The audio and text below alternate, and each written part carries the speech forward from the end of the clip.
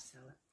Ja tu jūti, kad emocijas valda pār tevi, nevis tu pār emocijām, tas ir pārāk lielas dusmas, aizvainojums, skumjas, tu mali visu laiku vienu dialogu, vai tu jūti, kad ar tavu mīļoto cilvēku vai ģimenē ir vienkārši ne no kurienes un neizprotams strīdi, tad tur ir tā kā kaut kas nav kārtībā ar ūdens stihiju. Un tad ūdeni, protams, var aicināt palīgā.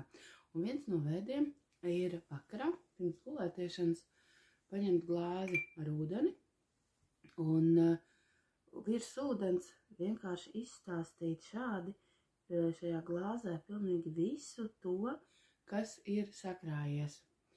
Otrs variants ir to pašu izdarīt, paņemt glāzi ūdens malku mutē un domās izstāstīt šai ūdens malkam, jo, kā jūs zināt, ūdens nes informāciju.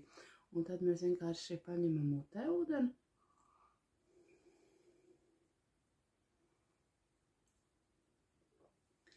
Un kamēr mēs turam mutē šo ūdeni, izstāstam ūdenim visu šo informāciju un atliekam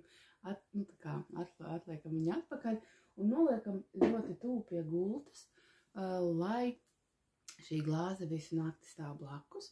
Kā jūs zinat, ūdens, mēnesis ir viņiem ir ļoti liela saikne, un no rīta pirms saulīte lec izliet šo ūdeni. Vislabāk ārpus mājas, bet ja nav iespējams, tad kanalizācijā.